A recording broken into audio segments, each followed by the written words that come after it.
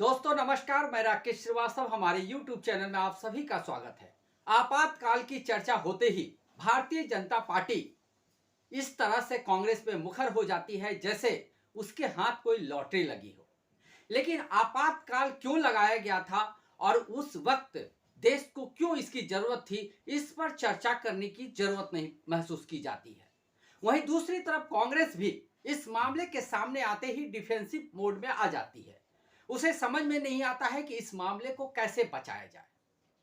25 जून को 50 साल पूरे होने के मौके पे यानी आपातकाल के 50वीं वर्षगांठ पे भारतीय जनता पार्टी की तरफ से इस पे एक प्रस्ताव रखा गया और इस प्रस्ताव को पास किया गया और इसे लोकतांत्रिक यानी लोकतांत्रिक देश में लोकतंत्र की हत्या के तौर पे दिखाया गया। बताया गया कि आपातकाल में किस तरह से भारतीय संविधान जो मौलिक अधिकार है और तमाम तरह की जो स्वतंत्रता है उसको कांग्रेस की तरफ से कुचला गया था। लेकिन पिछले 11 सालों से भारतीय जनता पार्टी की सरकार देश में है और इस दौरान भले आपातकाल लागू ना हुआ हो लेकिन एक अघोषित आपातकाल देश में लागू है। किस तरह से तमाम संस्थाओं के अधिकार छीने गए, किस तरह से तमाम संस्थाओं के जो कामकाज के तरीके हैं उसको बदले गए और किस तरह से नोटबंदी जैसे की नियम लागू करके देश की जनता को सड़कों पे ला दिया गया। किस तरह से चुनाव दर चुनाव से पहले तमाम नेताओं के घरों पे छापे मारकर एक दहशत पैदा की गई। किस तरह से देश भर में मॉब लिंचिंग के नाम पे छोटी जातियों और मुस्लिमों के खिलाफ एक माहौल बनाया गया। ये तमाम बातें पिछले 11 सालों में हुई है। भले ही देश में आपातकाल लागू ना हुआ हो लेकिन आपातकाल जैसी स्थिति पैदा की गई। तमाम तरह की व्यवस्थाओं को ध्वस्त करने की कोशिश की गई। सरकार में बैठे हुए लोग अपने मन मुताबिक तमाम तरह की व्यवस्थाएं स्थापित करते रहे। चुनाव आयुक्त की नियुक्ति में सुप्रीम कोर्ट के चीफ जस्टिस की भूमिका हुआ करती थी, लेकिन केंद्र सरकार ने एक नए प्रावधान लागू करके चीफ जस्टिस की भूमिका खत्म कर दी। यानी अब चुनाव आयुक्त की जो नियुक्ति होती है उसमें जो 3 सदस्य होते हैं उसमें प्रधानमंत्री, एक केंद्रीय मंत्रिमंडल के सदस्य और एक विपक्ष के नेता होते हैं। तो इस तरह से किस तरह से सुप्रीम कोर्ट के चीफ जस्टिस की भूमिका खत्म कर दी गई। तो सवाल यह उठता है कि जब केंद्र सरकार की तरफ से किसी चुनाव आयुक्त की नियुक्ति की जाती है तो वो किसके पक्ष में फैसला लेंगे? क्या चुनाव आयुक्त कभी भी निष्पक्ष होकर फैसला ले सकते हैं? ये तमाम चीजें आपातकाल जैसी ही लगती है लेकिन देश में आपातकाल लागू नहीं है। वही भारतीय जनता पार्टी 50 साल पहले इंदिरा गांधी के शासनकाल में लगाए गए आपातकाल को लेकर हाय तौबा मचा रही है। 50वीं वर्षगांठ पे प्रधानमंत्री मोदी की तरफ से तमाम तरह की बातें की गई। कहा गया कि किस तरह से उन महान पुरुषों को जेलों में डाला गया, किस तरह से स्वतंत्रता और लोकतंत्र की हत्या की गई। लेकिन सवाल ये उठता है कि आखिर उस वक्त इंदिरा गांधी को आपातकाल लागू करने की जरूरत क्यों महसूस हुई? आपको बता दें कि 25 जून 1975 से 21 मार्च 1977 तक देश में आपातकाल लागू किया गया था।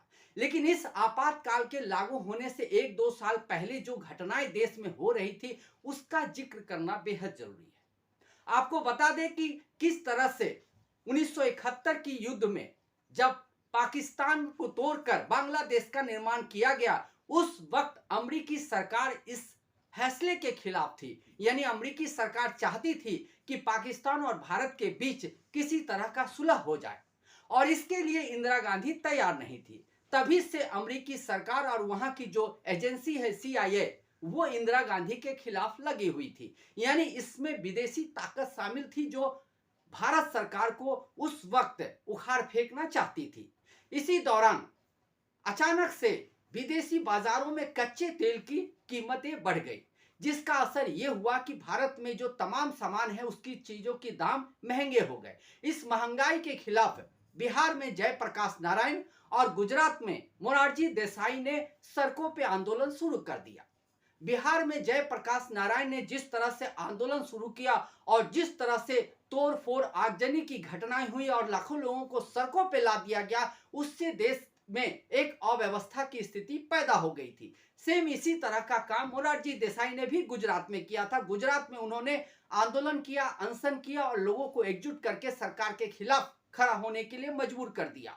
इतना ही नहीं, जयप्रकाश नारायण ने जब दिल्ली के रामलीला मैदान में एक आंदोलन किया, इस दौरान उन्होंने सेना और पुलिस को सरकार की बात नहीं मानने के लिए उकसाया। ये देश के खिलाफ जा रहा था। इसी दौरान समस्तीपुर में उस वक्त के रेल मंत्री ललित मिश्रा की हत्या कर दी गई।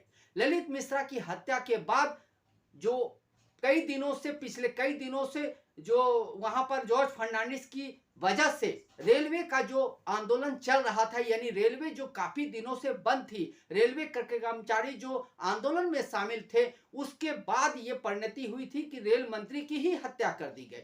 तो देश में एक अराजकता का माहौल बन गया था। इन्हीं सब स्थितियों को देखते हुए इंदिरा गांधी को उस वक्त लोकतंत्र को बचाने के लिए आपातकाल लागू करना पड़ा। इस आपातकाल को लागू करने के बाद देश में जो स्थिति है वो सुधरती चली गई और करीब 2 साल के बाद स्थिति इतनी कंट्रोल आई कि उसके बाद उन्होंने अपना आपातकाल वापस ले लिया। इस दौरान हाई कोर्ट और सुप्रीम कोर्ट में भी मामला पहुंचा। हाई कोर्ट ने इंदिरा गांधी के खिलाफ फैसला सुनाया, लेकिन सुप्रीम कोर्ट ने इस पे स्टे लगा दिया, यानी इंदिरा गांधी के पक्ष में खड़ी हो गई। इसके बाद भी इंदिरा गांधी ने जो आपातकाल का समय सीमा तय की थी, उससे पहले ही उन्होंने आपातकाल वापस ले लिया और चुनाव की घोषणा कर दी। उन्हें मालूम था कि चुनाव में उनके खिलाफ वोटिंग होगी, उसके बावजूद उन्होंने समय से पहले चुनाव कराया, इसलिए कि ये देश हित में था। उसके बाद क्या हुआ चुनाव में, ये सभी को मालूम है कि इंदिरा गांधी हार गई, उनकी पार्टी हार गई और वो सत्ता से बाहर हो गई। लेकिन आज भारतीय जनता पार्टी उसी आपातकाल को लेकर हाय तौबा मचा रही है। कहा जा रहा है कि स्वतंत्रता का, लोकतंत्र की हत्या की गई, संविधान को कुचला गया। पिछले 11 सालों में इस देश में संविधान का क्या हुआ ये सभी को मालूम है। किस तरह से संविधान के खिलाफ जाकर काम किए जा रहे हैं, किस तरह से महंगाई चरम पे है, बेरोजगारी चरम पे है, लेकिन उस पर बोलने की बजाय दूसरे मुद्दों की तरफ देश का ध्यान भटकाने की कोशिश की जाती है। किस तरह से संसद के भीतर सांसदों को बोलने नहीं दिया गया, किस तरह से बड़ी संख्या में सांसदों को निष्कासित करके तमाम तरह के बिल पास कराए गए, किस तरह से वक्फ बोर्ड को लेकर समस्या पैदा हुई, किस तरह से विपक्ष की आवाज को दबाने की कोशिश की गई, किस तरह से पिछले 11 सालों में प्रधानमंत्री नरेंद्र मोदी ने एक बार भी मीडिया के सामने आकर प्रेस कॉन्फ्रेंस नहीं किया, उन्हें जवाबदेह बनने की कोशिश नहीं की। ये आपातकाल नहीं तो और क्या है। लेकिन इसे आपातकाल बताने की बजाय भारतीय जनता पार्टी 50 साल पहले जो उस समय के मौजूदा हालात थे, उस समय जो जिस तरह से देश की स्थिति थी और देश में जगह जगह जिस तरह से तोड़फोड़ आगजनी की घटनाएं हो रही थी, उसकी वजह से आपातकाल लागू करना पड़ा था। लेकिन आज केंद्र सरकार में बैठे हुए लोग अघोषित आपातकाल के तहत तमाम तरह की अपनी व्यवस्थाओं को अपने पक्ष में मोड़ रहे हैं। किस तरह से चुनाव आयुक्त का इस्तेमाल किया गया, किस तरह से चुनाव दर चुनाव हर चुनाव पे सवाल खड़े हुए, किस तरह से ईवीएम को संदेह के घेरे में आना पड़ा, किस तरह से महाराष्ट्र से लेकर गुजरात तक और किस तरह से उत्तर प्रदेश से लेकर आप चले जाए राजस्थान तक, जहां भी चुनाव हुए वहां सवाल खड़े किए गए, लेकिन विपक्ष द्वारा खड़े किए गए सवालों का कोई जवाब सामने नहीं आया और चुनाव आयुक्त ऐसे पेश आए जैसे वो भारतीय जनता पार्टी के ही सदस्य हों। उन्होंने विपक्ष की बात कभी नहीं सुनी। तो आखिर ये आपातकाल क्यों नहीं भारतीय जनता पार्टी को नजर आता है? आखिर पिछले 11 सालों में कितने मंत्रियों ने इस्तीफा दिया है? क्योंकि हर मंत्री के कार्यकाल में कुछ ना कुछ घटनाएं हुई हैं। रेल मंत्री जो यहाँ के हैं उनके कार्यकाल में लगातार ट्रेन दुर्घटनाएं हुई, लेकिन एक बार भी इस्तीफे की पेशकश नहीं की गई। इसी तरह से तमाम घोटाले होते रहे, तमाम तरह की बातें होती रही। किसानों के बड़े आंदोलन हुए, 2 सालों तक किसानों का आंदोलन चला, लेकिन किसानों की बात नहीं सुनी गई। और जब बात सुनी गई उसके बाद इस बात से केंद्र सरकार मुकर गई, वापस से केंद्र सरकार के खिलाफ किसानों को खड़ा होना पड़ा। तो ये जो तमाम बातें हैं ये आपातकाल के ही कैटेगरी में आती है। किस तरह से नोटबंदी लागू करके लोगों के रोजगार छीने गए, कंपनियां बंद हो गई और किस तरह से लोगों को लाइन में लगकर अपने ही पैसे बदलवाने पड़े, वो दिन शायद भारतीय जनता पार्टी भूल गई है। उस वजह से आज भी लोग उस बेरोजगारी का दंश झेल रहे हैं। जिस नोटबंदी की वजह से देश भर में स्थिति बिगड़ी थी, कंपनियां बंद हो गई, बड़े बड़े सेक्टर तबाह हो गए, वो सेक्टर आज भी ठीक से खड़े नहीं हो पाए हैं। इसकी वजह से जो करोड़ों लोगों की नौकरी गई, उन नौकरियों की वापसी अब तक नहीं हुई है। जो सरकार बोलती थी कि हर साल 2 करोड़ लोगों को रोजगार दिया जाएगा, वो साल कितने समय से बीत चुका है, लेकिन आज तक 2 करोड़ लोगों को रोजगार नहीं मिला है। तो आखिर केंद्र की मोदी सरकार इस पर कब जवाब देगी? आखिर कब बताएगी कि उस आपातकाल की तुलना में यह आपातकाल कैसा है?